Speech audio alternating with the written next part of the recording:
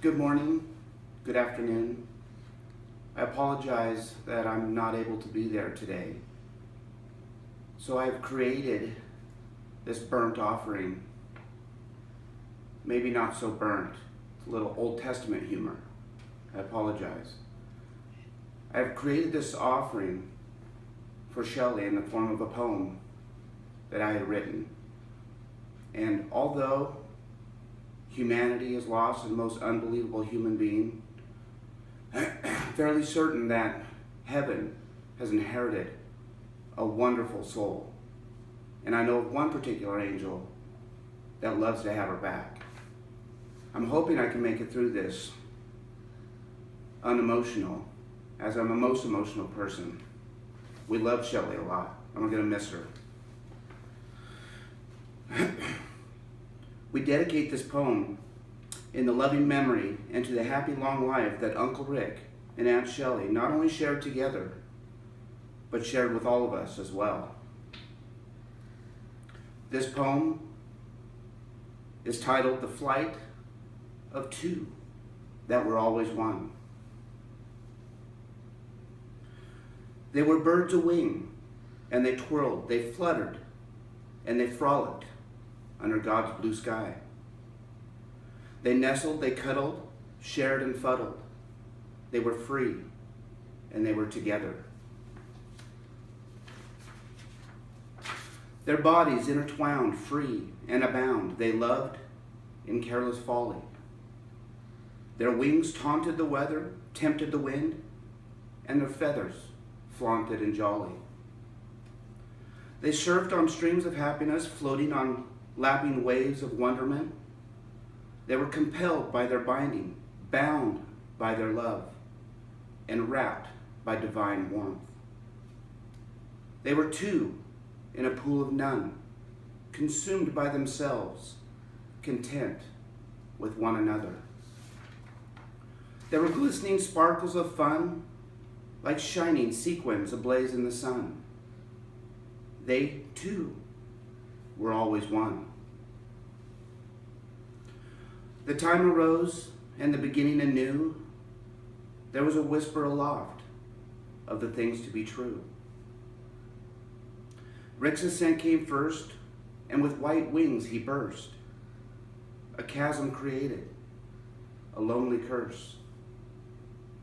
Ached in pain and boiled in blood, wreathing in hurt, and alone she stood.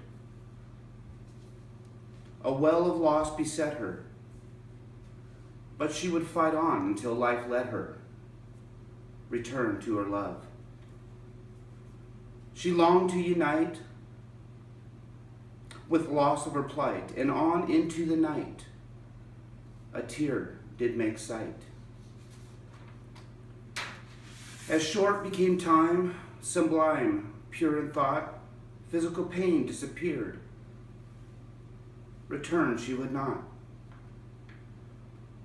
But with permission granted, she ascended, and with no more than a nod and a slide of her hand, freed she became to dissolve of this land. The Lord's voice did call, a calming shawl of warmth did fall, and a hand descended from upon a high to grasp of hers, and she began to cry. His gaze did peer on unto her eye, he calmed her emotions, and less did she try to cry. She swayed and stumbled as she murmured and mumbled. She slowed her mind and managed her thoughts. She slowed her beat and in speech did greet.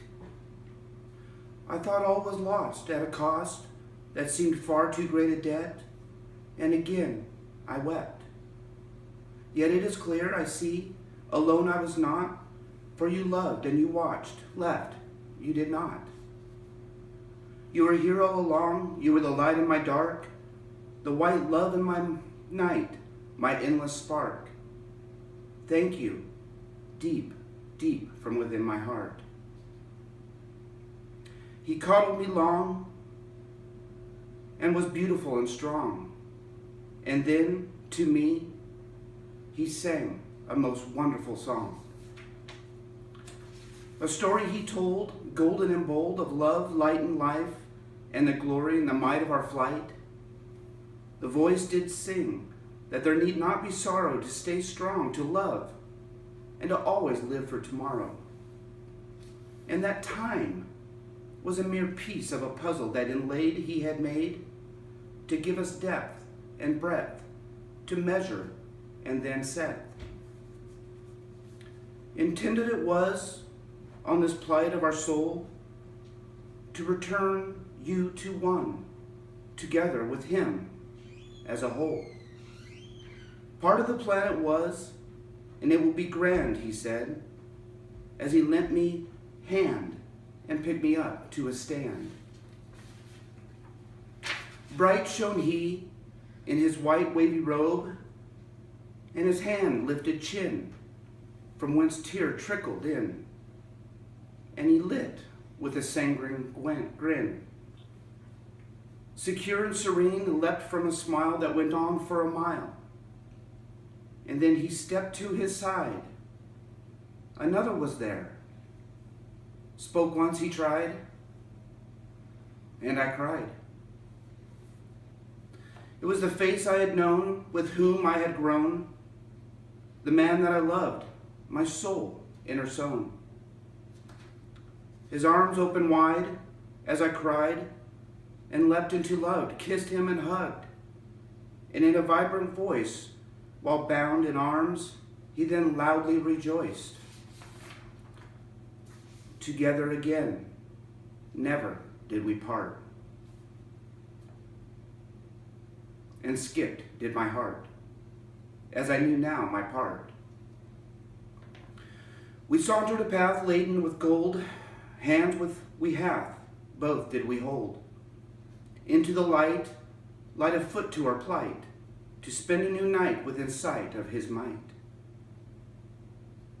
And from behind, as we walked, there on my shoulder was the warmth of a hand from our gracious beholder.